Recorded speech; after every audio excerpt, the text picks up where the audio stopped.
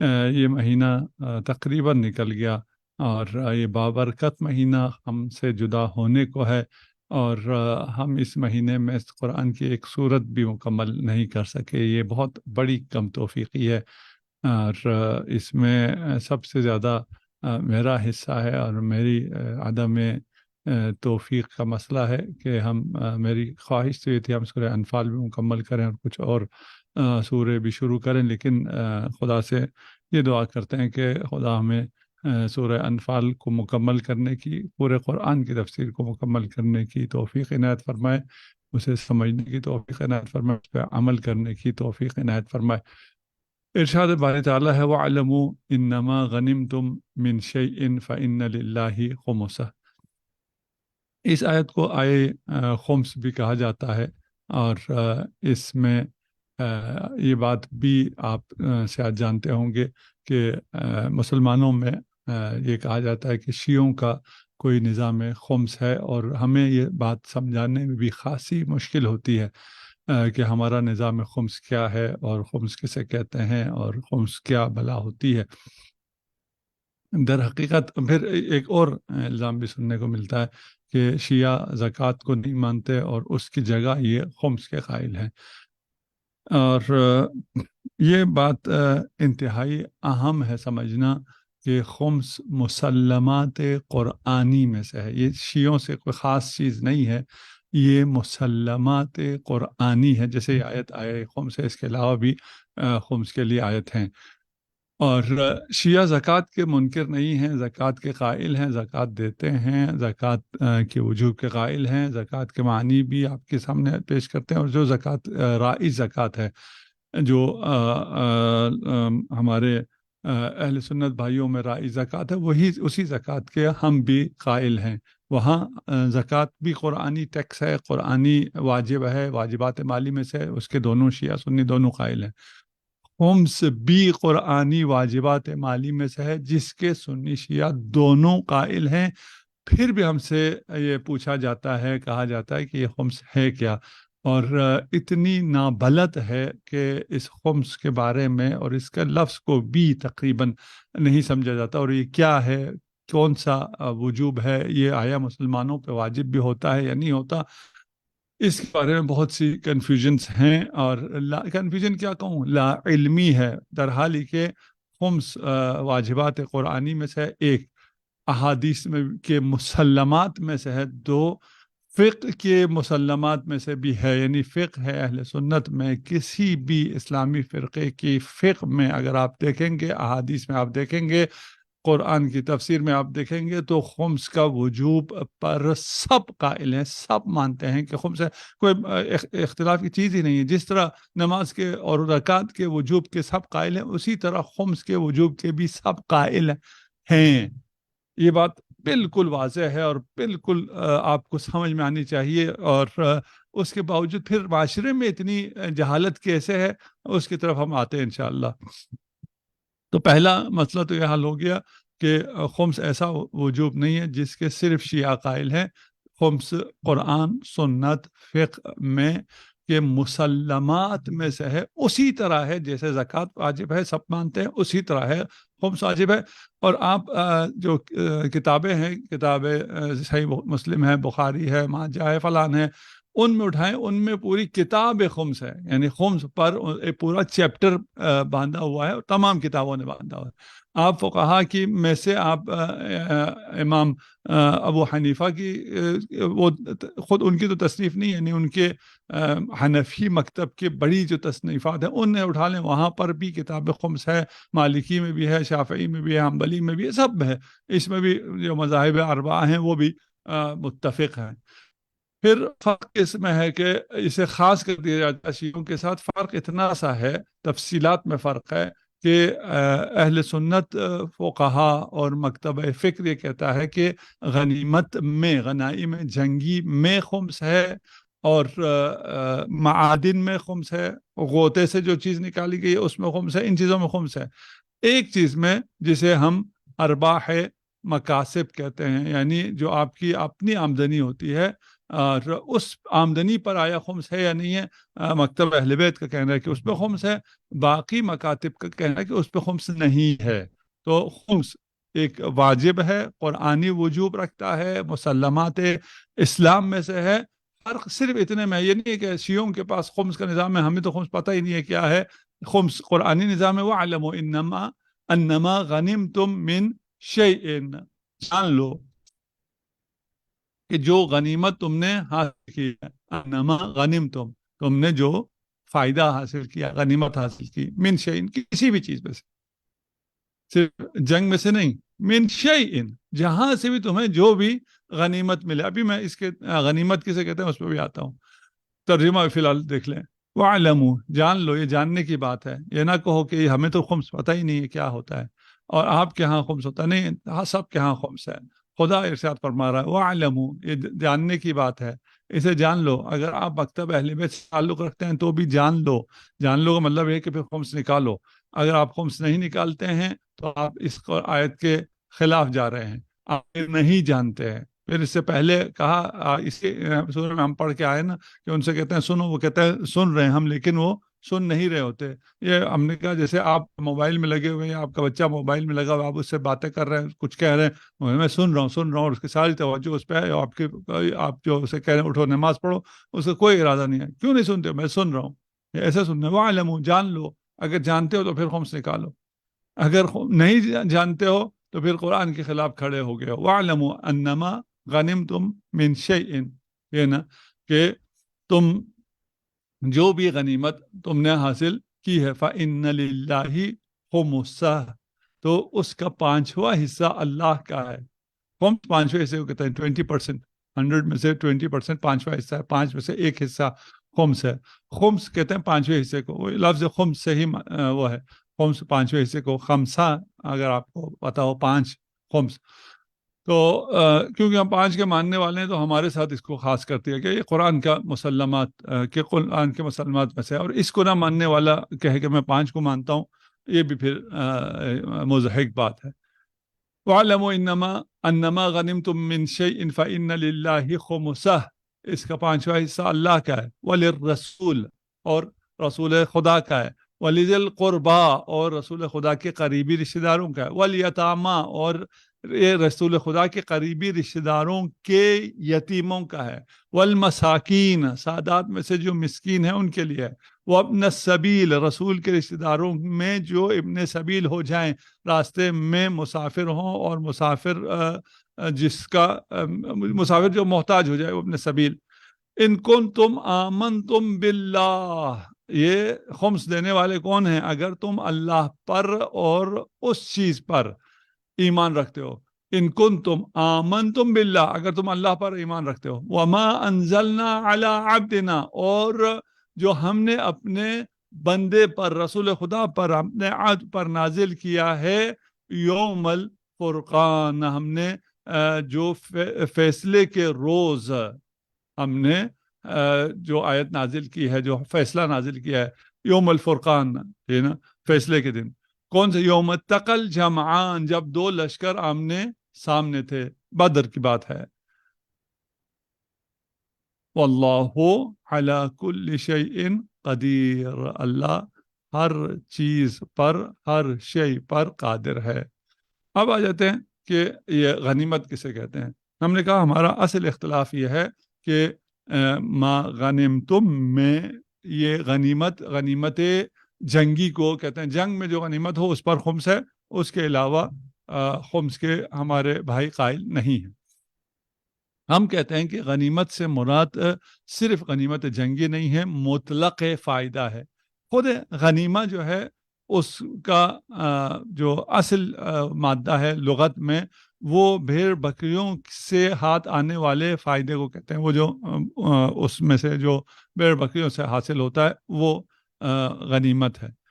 اس کے بعد جو بھی چیز ہاتھ لگے اسے غنیمت کہا جاتا ہے۔ پھر یہ ایک عرصے کے بعد، یہ دیکھیے یہ آیت نازل ہو رہی ہے سورہ غزوہ بدر کے بعد، اور غزوہ بدر اسلام کے ابتدائی جنگوں میں سے ہے، پہلی جنگ ہے، اور اس وقت تک غنیمت لغوی معنی میں استعمال ہوتا رہا ہے۔ اس کے بعد جب جنگوں کی کثرت ہو گئی اور بہت بڑا فائدہ جنگوں سے آنا شروع ہو گیا، غنائم جنگوں سے آنا شروع ہو گئے، تو وہاں پر اس کے بعد یہ معنی اس کا تبدیل ہو گیا اور یہ استعمال ہونا شروع ہوا غنیمت جنگی کے لیے، کیونکہ ہے مطلق فائدے کے لیے، لیکن اور قرآن نے بھی اس کا اپنے لغوی معنی میں اسے استعمال کیا ہے۔ یہ پھر ایک علمی بحث ہے، آپ میں سے جو جانتے ہیں وہ حقائق شرعیہ اور حقائق لغویہ کی بحث ہے، اور آسان بحث ہے، کوئی ایسی مشکل بحث نہیں ہے کہ ہم کہیں کہ کوئی بہت علمی بحث ہے اور ہماری سمجھ میں نہیں آ سکتا ہے۔ یعنی ایک لفظ ہوتا ہے، جیسے لفظ صلاۃ ہے، لفظ صلاۃ نماز کے لیے نہیں تھا، صلاۃ دعا کے لیے تھا لغت میں۔ اس کے بعد شریعت نے اس لفظ کو ایک خاص چیز کے لیے استعمال کیا، ایک ارکان مخصوصہ کے لیے استعمال کیا، اسے ہم صلاۃ کہتے ہیں، نماز کہتے ہیں۔ اسی طرح لفظ غنیمت مطلق فائدے کے لیے تھا لغت میں، اور اس وقت جب یہ آیت نازل ہو رہی ہے، فوائد مختلف جگہوں سے حاصل ہو رہے تھے، اور ان کو جو بھی حاصل ہوا ہے، انما غنمتم من شیء، جس چیز سے بھی تمہیں جو بھی فائدہ حاصل ہو، اس پر خمس جو ہے وہ اس کا خمس اللہ اور اس کے رسول اور اس کے رشتہ داروں کے لیے۔ یہاں تک اگر بات پہنچ گئی ہماری، بس خود قرآن جب نازل ہو رہا تھا اس وقت کا کیا معنی تھا غنیمت کا؟ تبتغون عرض، قرآن ہے، سورہ نساء ہے، تبتغون عرض الحیات الدنیا فعند اللہ مغانم کثیرہ۔ غنیمت، مغانم، کہ اللہ کے پاس بہت غنیمت ہے، اللہ کے پاس جو غنائم ہیں، غنیمتیں ہیں، ان غنیمتوں کو صرف جنگ سے حاصل ہونے والی ہے، خدا نعوذ باللہ جنگ کر کے کوئی حاصل کیا ہوا ہے جو غنیمتیں خدا کے پاس ہے، نہیں، یہ مطلق فائدے کی بات ہو رہی ہے کہ جو چیزیں اللہ کے پاس ہیں وہ غنائم ہیں، وہ نعمتیں ہیں، ان سے تمہیں فائدہ پہنچتا ہے۔ عصر رسول میں بھی رسول خدا محمد مصطفیٰ صلی اللہ علیہ وآلہ وسلم بھی اسی طرح، جس طرح قرآن میں غنیمت لغوی معنی میں استعمال ہو رہا ہے، اسی طرح خود رسول خدا کے دور میں احادیث میں بھی غنیمت لغوی معنی میں یعنی مطلق فائدہ کے لیے استعمال ہوتا ہے۔ یہ روایت دیکھیے گا، لا یغلق الراہن الرہن من صاحبہ، رہن جس کے پاس رکھا گیا ہے، آپ کے پاس ایک فرض کے لیے ایک بکری رہن پہ رکھ دیا گیا ہے، وہ جس کے پاس جو رہن رکھا گیا ہے، من صاحب الذی رہنہ لہ غنمہ وعلیہ غرمہ، اس کا نفع اور نقصان بھی اسی کے اوپر ہے۔ میرے پاس جو چیز رکھی گئی ہے رہن میں، اس کا نفع بھی غنمہ، غنیمت سے، نا، لیکن اس کی غنیمت بھی میرے لیے ہے اور اس کا نقصان بھی میرے لیے ہے۔ یہ غنیمت مطلق فائدے کے معنی میں آ گیا۔ اللہم اجعلہا مغنمن، اے اللہ اسے فائدہ مند قرار دے۔ یہ بہت سی چیزوں کے لیے جو رسول خدا کی وہ ہے، زکوٰۃ کے لیے دعا ہے۔ اس کے بعد غنیمت المجالس ذکر الجنہ، یہ جو مجالس، اب یہ مجلس درس ہے، یہ جو مجالس ہیں مسلمانوں کا آپس میں بیٹھنا ہے، اس کا فائدہ کیا ہے؟ اس کا فائدہ جنت ہے۔ غنیمہ مطلق فائدہ کے لیے آیا، کس میں آیا؟ حدیث میں آیا۔ ایک رمضان کے بارے میں ہوا غنم المؤمن، مومن کے لیے رمضان مبارک، رمضان کریم غنیمت ہے۔ رمضان کو غنیمت جانو، یہ اردو کا بھی جملہ اسی طرح ہوتا ہے نا، رمضان غنیمت ہے، جوانی کو غنیمت جانو۔ یہ غنیمت مطلق فائدہ کے لیے ہے، یہ اس کے لیے نہیں ہے، آپ کا صرف غنیمت جنگی کے لیے نہیں ہے۔ اور اس کے بعد جب جنگ بدر ہوئی، پھر جنگ عہد ہوئی، غزوات ہوئے، پھر اس کے بعد غزوات کا سلسلہ ہوا، اس کے بعد فتوحات مسلمین کا سلسلہ شروع ہوا، اور بہت سے غنائم اسلام میں آنا شروع ہوئے، اور اسلام نے بہت سی جگہوں سے ٹیکس لینا شروع کیا۔ اور یہ جو ساری اسلامی تاریخ ہے اس میں صرف ایک ریاست ہے جس نے ٹیکس دیا ہے کفار کو، جزیہ دیا ہے، باقی تمام نے اسلام اس وقت گرو کر رہا تھا، پھیل رہا تھا اور طاقت میں تھا، اقتدار میں تھا، اسلام جزیہ لیتا تھا، جزیہ دیتا نہیں تھا۔ صرف شام نے امیر المومنین کے خلاف جب وہ مملکت شام کھڑی ہوئی اور وہاں معاویہ کی حکومت تھی، وہ جزیہ دیتی رہی ہے رومن امپائرز کو، اور یہ آر اور ننگ جو ہے وہ اسلام کے نام پر وہاں رہا۔ اس ٹریٹی کے بعد جو امیر شام نے رومن امپائرز کے ساتھ ٹریٹی کی، اور ان کو پھر وہ جزیہ دیتے رہے۔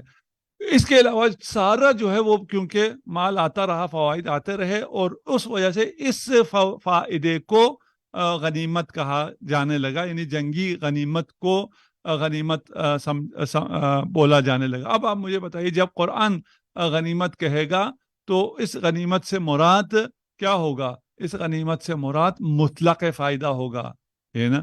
انما غنمتم، جو کہہ رہے ہیں کہ من شیء، کسی بھی چیز سے تمہیں جو فائدہ ہوا ہے وہ اس فائدے پر، اس فائدے کا 5واں حصہ کس کے لیے ہے؟ اللہ کے لیے اور اس کے رسول کے لیے، اور اس کے رشتہ داروں کے لیے، رسول کے نزدیکی رشتہ داروں کے لیے، رسول کے اہل بیت کے لیے۔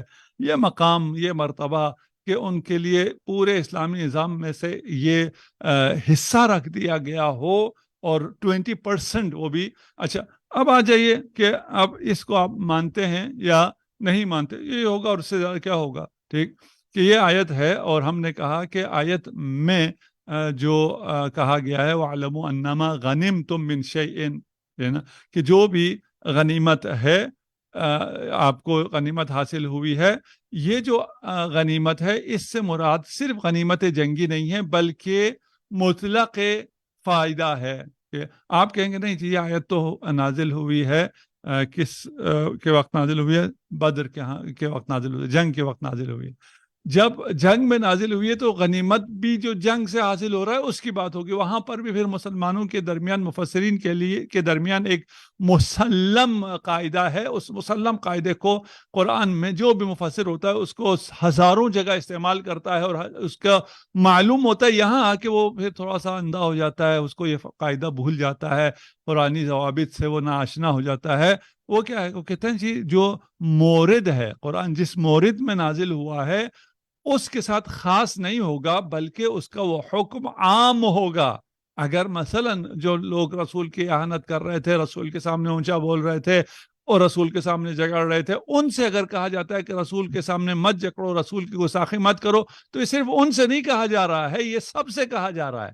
وہ مورد ہیں لیکن حکم صرف ان کے لیے نہیں ہے۔ اور یہ پھر اگر آپ حکم قرآن کو مورد کے ساتھ خاص کر دیں تو قرآن ہمارے لیے رہتا ہی نہیں ہے۔ قرآن جس وقت نازل ہوا صرف اصحاب کو خطاب کر رہا تھا، یا الذین آمنوا کا مورد بھی اس وقت وہ اصحاب تھے، تو آپ کی بالکل چھٹی ہو جاتی ہے، آپ پہ نہ زکوٰۃ واجب ہوتا، نہ خمس واجب ہوتا، نہ نماز واجب ہوتا، کچھ بھی نہیں ہوتا۔ اس کو یہ ایک ایسا مسلم قاعدہ ہے جس کے بغیر قرآن آپ کے لیے رہتا ہی نہیں ہے۔ قرآن کا معظم حصہ آپ کے لیے رہتا ہی نہیں ہے، وہ ان موارد میں ختم ہو جاتا ہے کہ یہ اس زمانے کے اس وقت کے لیے تھا، یہ غزوہ احد کے لیے بھی نہیں ہوگا، غزوہ بدر کے لیے تھا، ختم ہو گیا قرآن وہیں پہ، نعوذ باللہ، ایسا نہیں ہے۔ ٹھیک، پس انما غنمتم من شیء، تمہیں جو بھی فائدہ حاصل ہو تو فإن للہ خمسہ، اس کا خمس اللہ کے لیے ہے، وللرسول ولذی القربى، قربان جاؤ میں اس ذی القربہ پر، اور اس ذی القربہ کی اہمیت پر اور عظمت پر اور اس کی جو شان اور شوکت ہے اس پر، اور میں پھر اسے بھول جاؤں۔ اور اس جگہ اللہ، رسول، ذی القربہ، یہ قرآن ہے، خمس میں ہے نا، خمس میں ہے، اور اس کے علاوہ سب جگہ پر ہے اللہ، رسول، ذی القربہ، اللہ، رسول، عترت، اللہ، رسول، اہل بیت۔ اور اگر میں اس ترتیب کو چھوڑتا ہوں تو میں قرآن کی ترتیب کو چھوڑ رہا ہوں، اور کسی کا ذکر آ سکتا ہے یا نہیں آ سکتا وہ بات کی بات ہے، لیکن اس درمیان میں نہیں آ سکتا، یہ قرآن کی مخالفت ہے۔ خوب، پتہ نہیں اب یہ تھوڑا سا علمی سی بحث بھی ہو جاتی ہے، اور عام اس میں مشکل ہو جاتی ہے اس کو بحث کرنا، اور کس حد تک اس میں جائیں۔ ہم پچھلا پورا سال ہم کتاب خمس درس خارج میں تدریس کر رہے ہیں، اور سارے سال کے بعد بھی ہمارا کتاب خمس ختم نہیں ہوا ہے، اور اس پر ہماری گفتگو جاری ہے. اب اس سب گفتگو کو یہاں نہیں سمیٹا جا سکتا، نہ ہی بیان کیا جا سکتا ہے. اتنا کہہ سکتے ہیں اس آیت سے ہمارا موقع ثابت ہوتا ہے. کیوں؟ غنیمت مطلق فائدہ وہ کہتے ہیں. تمہیں جو بھی انما غنیمتم، جو بھی فائدہ تمہیں پہنچے من شیء، کسی بھی چیز سے، صرف جنگ سے نہیں، من شیء فإن للہ، پھر اللہ کے لیے، خمسہ، اور للرسول ولذی القربى والیتامى والمساکین وابن السبیل. اس میں 3 حصے ہیں. ایک حصہ اللہ کا، ایک حصہ رسول کا ہے، ایک 3 حصے نہیں ہیں، میں 3 مصرف ہے، اللہ، رسول، ذی القربہ. ذی القربہ میں آگے پھر 3 ہیں. وہ ذی القربہ پھر یتیم ہے، مسکین ہے، اور ابن سبیل ہے. یہ 3 اور 3 6 ہو گئے. ان 6 جگہوں کو میں اس 20% کے آپ کو جانا ہے. یہ بات اب قرآن کے لحاظ سے ثابت ہو گئی. اگر آپ کہتے ہیں کہ نہیں، ہم نہیں مانتے اسے، ہم اس کو غنیمت جنگی ہی لیتے ہیں، تو اس آیت سے ثابت ہوا کہ غنیمت جنگی میں خمس ہے. خمس پھر بھی ثابت ہو گیا. خمس سے تو آپ نہیں بچ سکتے کہ یہ خمس کیا ہے، یہ شیعوں کا نکالا. نہیں بھائی، آپ کو قرآن کی صریح سے آپ نے کہا کہ یہ مورد کے اعتبار سے جس مرضی، ہم نے ابھی آپ کو چھٹی دے دی، اور وہ بھی اعتراض آپ کے اوپر نہیں لگاتے کہ اگر آپ مورد کے ساتھ خاص کرتے ہیں تو آپ کا قرآن سے رشتہ ختم ہو جاتا ہے. وہ بھی نہیں کہتے. ہم کہتے چلے مان لیا، سلمنا، تسلیم، ٹھیک ہے، ہم نے تنزل کر لیا. آپ کی بات صحیح ہے، اور آپ کی بات کو صحیح ہے نہیں، صحیح مانتے ہوئے کہ مان لیا. یہ آیت خمس فقط غنیمت جنگی میں ثابت کر رہی ہے. لیکن یہ کہاں سے ثابت ہوا کہ غنیمت جنگی کے علاوہ کہیں اور خمس نہیں ہے؟ یہ بھی تو ثابت ہونا چاہیے نا. آپ کا موقف یہ تو نہیں ہے کہ خمس غنیمت جنگی میں ہے. آپ کا موقف یہ ہے کہ خمس صرف غنیمت جنگی میں ہے. یہ کہاں سے ثابت ہوا؟ یہ تو اس آیت سے ثابت نہیں ہوا کہ خمس جو ہے وہ غنیمت صرف غنیمت جنگی میں ہے، اور غنیمت جنگی کے علاوہ خمس نہیں ہے. پتہ نہیں میں اپنی بات پہنچا پا رہا ہوں یا نہیں پہنچا پا رہا ہوں. تو اگر میں اس کو پھر خلاصہ کر دیتا ہوں، آیت کیا کہہ رہی ہے؟ انما غنیمتم من شیء، کہ تمہیں جو بھی فائدہ پہنچے اس میں سے اللہ کے لیے خمس ہے، رسول کے لیے، ذی القربہ کے لیے. خمس واجب ہے تمہیں جو فائدہ پہنچتا ہے. آپ نے کہہ دیا کہ یہ فائدہ جنگی غنیمت ہے. میں کہا ٹھیک ہو گیا.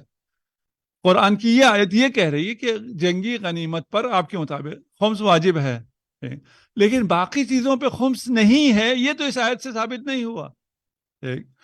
اب غنیمت جنگی کے علاوہ باقی چیزوں پہ بھی خمس ہے یا نہیں ہے، اور چیزوں پہ خمس ہے یا نہیں ہے؟ آیا آپ قائل ہیں یا نہیں؟ آپ بھی قائل ہیں. آپ قائل ہیں رکاز پہ خمس ہے، معادن پہ خمس ہے، غواسی پہ خمس ہے. آپ ڈائیو کریں اور غوطہ خوری کر کے کوئی چیز نکالیں، ان پہ خمس ہے. آپ کے ہاں بھی ثابت ہے. صحیح مسلم میں وہ باب الخمس فی الرکاز ہے، ٹھیک ہے نا، قضا رسول اللہ فی الرکاسی الخمس. ٹھیک، یہ آپ پڑھ لیجئے، اس کو سرچ کر لیں. اس میں ابھی زیادہ نہیں جاتا. اگر آپ کو کوئی خزانہ ملتا ہے، کوئی دفینہ ملتا ہے، آپ کو کوئی ٹریجر مل جاتا ہے، اس پر خمس ہے. وہ آپ کے اس میں ہے، آپ کی کتابوں میں ہے. جو آبی دولت ہے، غوطہ خوری سے مچھلی کے علاوہ ہے، مچھلی کے شکار کے علاوہ ہے، ٹھیک، جو نکلتا ہے ان پہ خمس ہے. ان سب چیزوں پہ خمس ہے. آپ کہیں گے ان پہ خمس ہے اس لیے کہ اس آیت نے صرف غنیمت پر کہا، اور ہمیں سنت سے، حدیث سے باقی جگہ کے لیے ہمیں دلیل ملتی ہے. احسن، تو پس ثابت ہوا کہ اس آیت سے، اول تو یہ جو باقی جگہ ہیں وہ بھی آپ کو اسی آیت سے ہی ملی ہے، اس کو ہم نے پھر بھی وہ کر لیا. بس سنت سے، حدیث سے اور جگہوں کے لیے بھی خمس کے وجوب پر دلیل مل سکتی ہے. ان میں سے ایک یہ جو ارباح مکاسب ہے، جس پہ ہم خمس کے قائل ہیں. کس پہ ہم خمس کے قائل ہیں؟ ہم خمس پر قائل ہیں کہ آپ کی جو آمدنی ہے، آپ کو جو تنخواہ ملتی ہے، آپ کو بزنس سے پیسہ ملتا ہے، جو بھی چیز آپ کماتے ہیں، اس کمائی پر بھی خمس ہے. اور اس پر خمس ہے، کس نے کہا ہے اس پر خمس ہے؟ اس پر اجماع ہے ائمہ اہل بیت کا. اور ائمہ اہل بیت وہ واحد سلسلہ ہے جن کے پاس حدیث کا ایک سنہری تسلسل اسناد ہے، جس اسناد سے وہ احادیث نقل کرتے ہیں، اور وہ سند ایسی ہے جس سند کو پڑھ کر اگر کسی دیوانے پہ پھونک دیا جائے تو اس کو عقل واپس مل جائے گی، لا علاج مریض پر پھونک دیا جائے تو اس کو شفا مل جائے گی۔ میں نہیں کہہ رہا، تمام علماء اہل سنت بھی اسی بات کو کہتے ہیں۔ اس لیے جب مثلا امام جعفر صادق علیہ الصلوۃ والسلام نقل فرماتے ہیں، کوئی حدیث کہتے ہیں اور کہتے ہیں کہ تمہیں ارباح مکاسب پر، مطلق آمدنی پر تمہاری خمس ہے، جو بھی تمہیں فائدہ حاصل ہوتا ہے اس پہ خمس ہے، اس کی سند کیا ہے؟ یہ تو قول امام جعفر صادق آپ نے پیش کر دیا، رسول خدا نہیں، ان سے پوچھیں، وہ فرماتے ہیں ہماری سند آپ لکھ لو، حدیثی حدیث و ابی و حدیث و ابی حدیث و جدی و حدیث و جدی حدیث و جد حدیث الحسینی و حدیث الحسینی حدیث الحسن و حدیث الحسن حدیث و امیر المؤمنین علی ابن ابی طالب و حدیث امیر المؤمنین حدیث رسول اللہ صلی اللہ علیہ وآلہ وسلم حدیث رسول اللہ قول جبرائیل و قول جبرائیل هو قول اللہ عز وجل، وہاں تک پہنچاتے ہیں۔ اس ائمہ اہل بیت سے جو احادیث ہیں اس کے مطابق ہم مطلق فوائد پر، جو آپ کو مطلق آمدنی ہوتی ہے اس پر آپ کو خمس ہے، یعنی آپ کو جو بھی ملا اس پہ آپ کو خمس دینا ہوگا، یہ خمس کا مالی نظام ہے۔ اب اس خمس میں البتہ آگے تفصیل بھی ہے کہ آپ کو جو بھی ملا اس پہ نہیں ہے، اس میں سے جو بھی بچا آپ کی بچت پر خمس ہے، آپ کی سالانہ، وہ بھی سالانہ ہے، سال میں ایک دفعہ ہے۔ یہ ڈیٹیلز تو پھر آپ کو حدیث سے ملیں گی نا، قرآن میں تو کسی بھی چیز کی ڈیٹیل نہیں ہے، یہ ڈیٹیل آپ کو حدیث سے ملے گی۔ حدیث سے آپ کو قرآن نے یہ کہ ما غنمتم میں جو ہے غنمتم من شیء میں آپ کے لیے کیا ہے؟ خمس ہے۔ یہ جو خمس ہے اس کی ڈیٹیل کیا ہے؟ اس میں جو ارباح مکاسب ہے، یعنی آپ جو کماتے ہیں اس میں سے جو آپ کو فائدہ ہوتا ہے وہ اپنی زندگی پہ خرچ کرنے کے بعد، کتنا کریم ہے خدا، اپنی زندگی پہ خرچ کرنے کے بعد جو بچ جاتا ہے اس بچت میں سے 5 حصے ہوں گے، ایک حصہ خمس ہے اللہ اور اس کے رسول کا ہے، 4 حصے تمہارے ہیں، تمہارے وہ جو پورا آمدن تھی وہ آمدن بھی ساری کی ساری تمہاری ہے، آمدن بھی ساری کی ساری تمہاری ہے، بچت کے 5 حصے، 5 میں سے 4 حصے تمہارے ہیں، ایک حصہ اللہ اور اس کے رسول کا ہے۔ اب یہ خمس اسلام کا جامع نظام حیات ہونے کے اعتبار سے اس کا جامع مالی نظام بھی ہوگا، اور اس کا مالی نظام، کوئی بھی نظام عادلانہ ہے یا نہیں ہے، اسے اگر آپ دیکھنا چاہتے ہیں تو آپ یہ دیکھتے ہیں کہ اس سسٹم کا مالی نظام عادلانہ ہے یا نہیں ہے۔ اگر مالی نظام عادلانہ ہو تو وہ نظام عادلانہ ہے، اگر مالی نظام عادلانہ نہیں ہے تو وہ نظام عادلانہ نہیں ہے۔ اسی لیے آپ لوگ ووٹ دیتے ہیں، کسی پارٹی کو لاتے ہیں، اس کے بعد آپ دیکھتے ہیں کہ مالی نظام کیا ہے، ہمیں کیا مل رہا ہے، عدالت مالی ہو رہا ہے یا نہیں ہو رہا ہے۔ اگر ہو رہا ہے تو پھر آپ خوش ہیں، نہیں ہو رہا تو آپ باقی ساری باتوں کو پھر سنتے ہی نہیں ہے کہ یہ ہم بہت زیادہ عدل لے کے آ رہے ہیں۔ مالی لحاظ سے لوگوں کو 3 گروہوں میں تقسیم کیا جا سکتا ہے۔ ایک وہ جو ضرورت سے زیادہ کماتے ہیں، اور الحمدللہ آپ جو سن رہے ہیں آپ کی اکثریت ان میں سے ہے، ان 3 میں سے پہلے گروپ میں سے ہے، جو اپنی ضرورت سے زیادہ کماتے ہیں۔ ضرورت سے زیادہ کمانا بہت اچھا ہے، کتنا اچھا ہے اس کو میں ابھی بیان نہیں کر سکتا، اور اس کی کتنی فضائل ہیں پھر الگ اس میں چلا جائے گا۔ خوب کماؤ، بہت کمانا چاہیے۔ اسلام یہ نہیں کہتا کہ نہیں کماؤ، ریاضت کرو، غار میں چلے جاؤ، جنگل میں چلے جاؤ، نہیں، اسلام کو کمانے والے پسند ہیں، زیادہ کمانے والے پسند ہیں، مفید لوگ پسند ہیں۔ اگر جو لوگ اپنی ضرورت سے زیادہ کما سکتے ہیں وہ ثواب کما سکتے ہیں، انفاق کر سکتے ہیں، وہ فکری اور عملی طاقت رکھتے ہیں، وہ ثواب سمیٹنے کی، ثواب کے بارے میں سوچنے کی، امت کی فلاح کی، بہبود کی اور دوسروں کی ہدایت کی، ساری باتیں، یہ جو آپ کلاس کر رہے ہیں، آن لائن کلاس کر رہے ہیں، ابھی بیٹھے ہوئے ہیں، اس کو آگے بڑھانے کی بات کر رہے ہیں، یہ کیونکہ آپ کی ضرورتیں پوری ہوئی ہیں تب آپ کا فکر کام کرتا ہے۔ اگر آپ کا ضرورت ہی پوری نہ ہوئی ہو تو پھر آپ کو یہ ساری باتیں سمجھ میں نہیں آتی ہے۔ تو خدا کا شکر ادا کریں کہ آپ اس 3 میں سے اس حصے میں ہیں جن کی ضرورتیں پوری ہو رہی ہیں۔ اپنی ضرورتوں کو بھی تھوڑا سا سمیٹ کے رکھیے گا، ہاں، جو ضرورتیں نہیں ہیں انہیں ضرورت نہ بنائیں، اس لیے کہ حدیث ہے، بہت احادیث ابھی ہم سورہ کو کرنا چاہ رہے ہیں کہ جس نے اکتفا کیا ما یکفی پہ، نا اس حدیث کو بہت خوبصورت حدیث ہے، ہم نے 2-4 دفعہ پیش بھی کی ہے، پھر کبھی تھوڑا ٹائم لیتا ہے، اس کو ہم ابھی نہیں کرتے. آپ ان خوش نصیبوں میں سے ہیں جو اپنی ضرورت سے زیادہ کما رہے ہیں، الحمدللہ، اور جو نہیں ہیں وہ ان میں اس گروپ میں آ جائیں. دوسرے وہ لوگ ہیں جو اپنی ضرورت کے حد تک کما رہے ہیں، جتنا میری ضرورت ہے اتنا میں کما رہا ہوں. یہ سارے خمس کی بات کس سے ہو رہی ہے؟ اوپر والے سے ہو رہی ہے، جو اپنی ضرورت سے زیادہ کما رہا ہے، بچت میں جا رہا ہے. دوسرا گروہ وہ ہے جو اپنی جو ضرورت ہے اتنا ہی کما پا رہا ہے، تنخواہ ہے اور اس تنخواہ سے اتنا ہی ملتا ہے کہ میرا مہینے کا کچن اور باقی فیس اور میڈیکل اور خالی ضرورت پوری ہو جاتی ہے اور کچھ نہیں ہوتا. تھوڑا بہت اگر بچ جاتا ہے تو وہ میں نے کوئی پلاٹ لے رکھا ہے اس کی قسطیں دے رہا ہوں، گاڑی لے رکھی ہے اس کی قسطیں دے رہا ہوں، جو ضرورت کے مطابق کما. تیسرے لوگ وہ ہیں جو اپنی ضرورت کے سے کم کما رہے ہیں یا بالکل بھی نہیں کما رہے ہیں. کوئی حالات ایسے ہیں، بے روزگار ہیں یا معذور ہیں یا یتیم ہیں، اور جو کما ہی نہیں رہے یا اپنی ضرورت سے کم کما رہے ہیں. ٹھیک، اب ہم نے دیکھنا ہے کہ ادھر نظریہ، پہلے نظریہ دیکھیں، وہ نظریہ صحیح امپلیمنٹ ہو رہا ہے نہیں ہو رہا، وہ ایک الگ مسئلہ ہے. ابھی ہم اس پہ نہیں آ رہے کہ اسلام میں خمس بھی ہے، زکوٰۃ بھی ہے، خیرات بھی ہیں، سب کچھ بھی ہیں، لیکن وہ حکومتوں کو کرنا ہے. اس میں سے بہت سا حصہ اسلامی حکومت کو کرنے کا ہوتا ہے. وہ صحیح اس پہ عمل نہیں کر رہے ہوں، پھر اس میں سے کچھ انسٹیٹیوشنز ہیں دینی، ان کو کرنا ہے، پھر علماء کو کرنا ہے، پھر تو جا رہے ہیں ان کو کرنا ہے. وہ صحیح عمل نہیں کر رہے یا کر رہے ہیں، وہ ایک الگ بحث ہے، ہم اس بحث میں نہیں جا رہے. ہم ابھی نظام کی بحث میں جا رہے ہیں کہ سسٹم کون سا اچھا ہے، اور عادلانہ تقسیم کا سسٹم کس کے پاس ہے.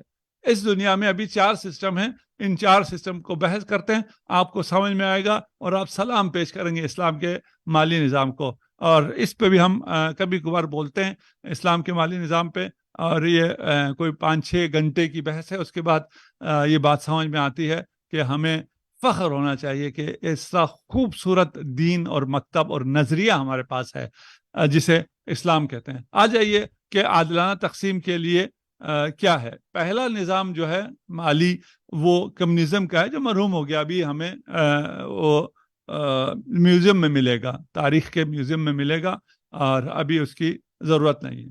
اس مکتب کے نزدیک ہر شخص اپنے طاقت کے مطابق کام کرے گا اور ضرورت کے مطابق اسے حصہ دیا جائے گا. ٹھیک، طاقت کے مطابق اس سے کام لو، جتنی اس کی طاقت ہے اتنا اس سے کام لے لو، جتنی اسے ضرورت ہے اتنے پیسے اس کو دے دو. کمیونزم میں ملکیت کا کوئی تصور نہیں ہے. اس مکتب فکر میں ملکیت کو تقسیم میں کوئی دخل حاصل نہیں ہے. کہ آپ دیکھیں، جب ایک ویلتھ ہوتی ہے، ایک ویلتھ کریٹ ہوتی ہے، اس ویلتھ کو کیسے تقسیم کیا جاتا ہے؟ ہم کہتے ہیں یہ ویلتھ جو ہے، یہ تو اس ویلتھ کا مالک ہے، یہ مالک کو دے دو. اس نے اسے محنت کی ہے، اس کو محنت کو دے دو. اور باقی چیزیں ہم جب آگے چلیں گے تو یہ چیزیں آپ کے لیے مزید کھلتی جائیں گی، اور اسلام پہ آ کے آپ کو یہ سب چیزیں مزید واضح ہو جائیں گی.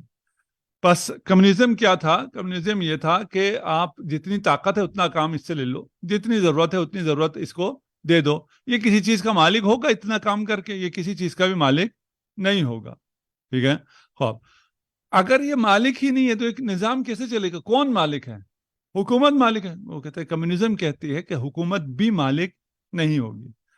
جو اسلام آباد میں رہتے ہیں، اور یہ ہمارے اسی سیکٹر کی 5-6 سیکٹرز میں یہ چیز چل رہی ہے.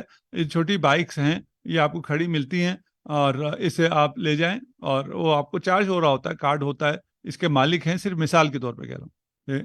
وہ کہتے ہیں یہ ساری چیزیں ایسے ہی ہوں گی کہ اس کا کوئی مالک نہیں ہوگا. ضرورت کے مطابق جس کو جہاں سے جہاں جانا ہے، میں نے ابھی اگر یہاں سے F-4 جانا ہے تو میں یہاں سے اس بائک پہ بیٹھوں گا، F-4 چلے جاؤں گا، وہاں بائک کھڑی کر کے چلا جاؤں گا. وہاں سے جس کو F-10 جانا ہے وہ وہاں سے وہ بائک لے کے F-10 چلے جائے گا. اس چیز کا مالک کوئی نہیں ہے، جس کو ضرورت ہے وہ چیز لے جائے گا. یہ کمیونزم کا ہے، جہاں پر کوئی بھی چیز کسی کی بھی ملکیت میں نہیں آتی، ایون گورنمنٹ کی ملکیت میں بھی نہیں آتی. یہ کمیونزم ہے. جو اچھا مزے کی بات یہ ہے کہ جتنے نظام ہیں مالی، ان میں سے کوئی بھی امپلیمنٹیبل ہے ہی نہیں. یہ نظریہ اتنا ناقص ہے کہ اسے امپلیمنٹ کیا جا سکتا ہی نہیں ہے. وہ پھر کبھی تفصیل اس میں جب جائیں گے تو وہاں بحث ہوگی. دوسرا نظام سوشلزم کا ہے. سوشلزم میں ہم ابھی تقسیم مال کی بات کر رہے ہیں. تقسیم مال کے لیے یہ ہوتا ہے کہ ہر شخص اپنی طاقت کے مطابق کام کرے گا اور اسے محنت کے مطابق حصہ ملے گا. تو کمیونزم اور اس کا فرق یہ ہے کہ طاقت کے مطابق کام کرے گا, ضرورت کے مطابق لے گا. طاقت کے سوشلزم یہ ہے کہ طاقت کے مطابق کام لیا جائے گا اس سے اور اس کی محنت کے مطابق اس کو دیا جائے گا. یہاں پر بھی ملکیت نہیں ہے, اس لیے کہ ملکیت یہاں پر نیشنلائز ہوئی ہے کہ جیسے ہمارے ہاں بھی یہ سوشلزم آیا تھا 70s کے دہائی میں, اور بہت سی چیزیں نیشنلائز ہو گئی تھی اور املاک جو ہے وہ نیشنلائز کیے تھے, بینکوں کو بھی لے لیا تھا کہ یہ پرسن کی ملکیت نہیں ہو سکتی, وہ چھوٹی موٹی ملکیت اس کی ہو سکتی ہے, بڑی ملکیت ساری حکومت کی ہو جائے گی. پھر لوگوں کو کیا کریں گے؟ لوگوں کو کہیں گے اپنی طاقت کے مطابق کام کرو اور اپنی محنت کے مطابق لے لو. ٹھیک, بس کیپٹلزم جو ہے وہ نہ جو ہے کیپٹلزم پہ پھر آتے ہیں. سوشلزم کہتا ہے کہ محنت کے مطابق لو, اور میں دوبارہ کہتا ہوں, سوشلزم کہتا ہے محنت کے مطابق لو, اور کمیونزم کہتا ہے ضرورت کے مطابق لو. کیپٹلزم کیا ہے؟ کیپٹلزم کہتا ہے نہ ضرورت نہ محنت, بلکہ کیپٹل کے مطابق لے لو. تمہیں ضرورت کتنی ہے اس سے ہمیں کوئی کام نہیں ہے, تم نے محنت کتنی کی ہے اس سے بھی ہمیں کوئی کام نہیں ہے. پھر کیسے ہوگا؟ طلب اور رسد کے رحم و کرم پہ یہ مارکیٹ کو چھوڑ دیا جائے گا, سپلائی اور ڈیمانڈ پر. ایک چیز کی سپلائی بڑھ جاتی ہے, ڈیمانڈ کم ہو جاتی ہے, اس کی قدر کم ہو جائے گی. اگر سپلائی کم ہو, ڈیمانڈ بڑھ جائے, اس کی قدر بڑھ جائے گی. اس میں محنت کا کوئی تعلق نہیں ہے, آپ کی ضرورت کا بھی کوئی تعلق نہیں ہے کہ آپ یہاں پر آپ مالک ہو سکتے ہیں اور ہر چیز کے مالک ہو سکتے ہیں, اور ایک تو آپ کو ملکیت سے ملے گا, دوسرا آپ کو سپلائی اور ڈیمانڈ کی چین سے ملے گا. ایک چیز صرف اس لیے مہنگی ہے کہ وہ چیز کم ہے. آپ کو ایک ایسی اسکل آتی ہے جو پہ کم لوگوں کو آتی ہے, تو آپ مانگو جو مرضی مانگنا ہے اپنے ڈیمانڈ کے اعتبار سے. اور جیسے جیسے ابھی ہمیں, آپ کو بھی یاد ہوگا جب شروع میں یہ ویب سائٹس آئیں, یہ بڑی مہنگی بنا کرتی تھی. ایک ویب سائٹ پتہ نہیں کتنے کتنے لاکھوں میں بنا کرتی تھی, اس وقت لاکھوں کی قیمت بھی ہوتی تھی. اور اب یہ کیا ہو گیا, اب بچہ آپ کو بنا کے دے دیتا ہے اور $4 $5 کی بنی بنائی ہوئی مل جاتی ہے, کیونکہ یہاں سے سپلائی زیادہ ہو گئی, ڈیمانڈ اس کی کم ہو گئی, قیمت اس کی نیچے آ گئی. یہ اگر آپ کو تینوں سمجھ میں آ گیا ہو. کمیونزم تقسیم کس اعتبار سے ہے؟ طاقت کے مطابق کام کرو, ضرورت کے مطابق لو. سوشلزم طاقت کے مطابق کام کرو, محنت کے مطابق لو. کیپٹلزم نہ طاقت نہ محنت, سپلائی اور ڈیمانڈ, ہماری آگے قسمت. اسلام کا جو مالی نظام ہے, یہاں پر دولت کی تقسیم میں محنت, ضرورت, ملکیت, یہ تینوں شامل ہیں. میں قربان جاؤں, صرف جو قابل عمل نظام ہے اقتصادی, وہ صرف اسلام کا نظام ہے. کیونکہ آپ اگر صرف محنت کو لیتے ہیں مشکلات پیش آتی ہیں, آپ صرف اس کو ضرورت کو لیتے ہیں مشکلات پیش آتی ہیں, آپ صرف ملکیت کو لیتے ہیں اس مشکلات پیش آتی ہیں. یہاں پر محنت, ضرورت اور ملکیت تینوں کی بنیاد پر تقسیم ہوتی. ٹھیک, آپ پہلے گروہ میں سے, الحمدللہ, خدا کا شکر کریں, ابھی سجدہ شکر کر لیں, 2 رکعت نماز بھی ادا کر لیں, کیا خدا نے آپ کو اس گروپ میں قرار دیا ہے جو اپنی ضرورت سے زیادہ کما رہا ہے. آپ کو جو ضرورت سے زیادہ مل رہا ہے وہ آپ کو ملکیت کی بنیاد پر مل رہا ہے. کوئی بھی چیز لا ملکیت سے ملکیت میں کیسے داخل ہوگی؟ اس کا سسٹم ہونا چاہیے نا, کہ جو چیز کسی کی ملکیت میں نہیں ہے وہ آپ کی ملکیت میں کیسے؟ آپ کو مثلا ارث میں مل گیا, گفٹ میں مل گیا, وہ کسی کی ملکیت سے آپ کی ملکیت میں آ رہا ہے. ایک چیز جو کسی کی ملکیت میں نہیں ہے اس سے کیسے ملکیت میں آئے گا؟ وہ محنت سے آتا ہے. اسلام میں ملکیت میں آنے کا واحد راستہ محنت ہے. زمین غیر آباد ہے, جو آباد کرے گا وہ زمین اس کی ہے. معادن موجود ہیں پہاڑوں میں, یہ معادن کس کے ہیں؟ جو جا کے نکالے گا. اور اتنا خوبصورت ہے اسلامی نظام, یہ نہیں کر سکتے کہ آپ نے یہ پہاڑ لیز پہ لے لیا اور یہ میرا ہو گیا اور میں اس کو لیز دیتا رہوں, اس کے بعد میں اس کو بند رکھوں, بے شک اس کو ابھی میں اس سے معدن نکالوں نہ نکالوں یہ میرا ہے. نہیں, آپ کا نہیں ہے. معدن سے جب تک آپ معدن نکال رہے ہیں اتنا معدن آپ نکال سکتے ہیں. دوسرا جب جائے گا وہ، اگر آپ معدن نہیں نکالیں گے آپ کی ملکیت ختم. آپ جب تک محنت کر رہے ہیں وہ آپ کی ملکیت ہے. معدن میں زمین آپ نے جب تک کاشت کی اور اس کو فینس کیا آپ نے رکھا وہ آپ کی ملکیت ہے. جب تک آباد رکھا آپ کی ملکیت ہے. آپ نے اس کو دوبارہ آبادی ختم ہو گئی، وہ بنجر ہو گیا، آپ نے چھوڑ دیا اس کو، آپ کی ملکیت بھی گئی، کاغذوں میں ہوتی رہے. کاش یہ نظام کسی کو تھوڑا سا سمجھ میں آئے. دیکھیں ساری مشکلات حل ہیں. کوئی اقتصادی مشکل، کوئی غربت نام کی کوئی چیز رہے گی ہی نہیں. اللہ اکبر.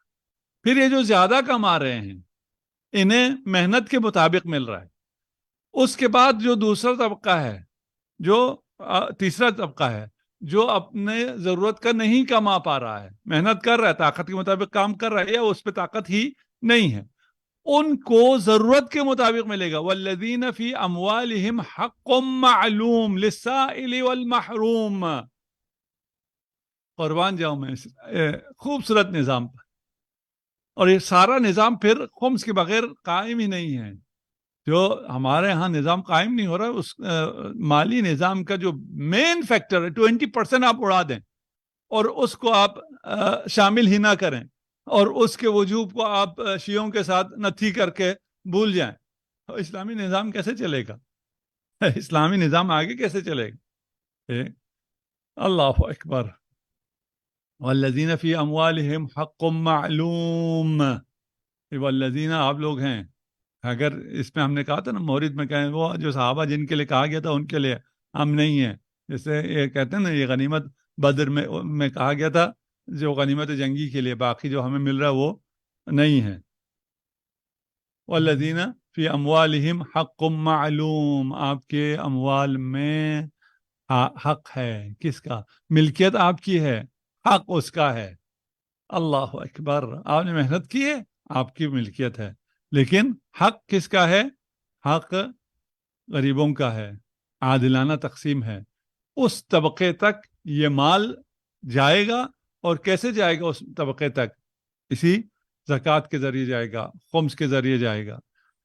تو میرا خیال ہے آج کے لیے اتنا کافی ہے. ہم کل بھی اسی آیہ کریمہ پر رکیں گے اور مزید بیان کریں گے. ابھی اگر آپ کے سوال ہیں تو ہم کوئی 10 منٹ آپ کے سوال لے سکتے ہیں.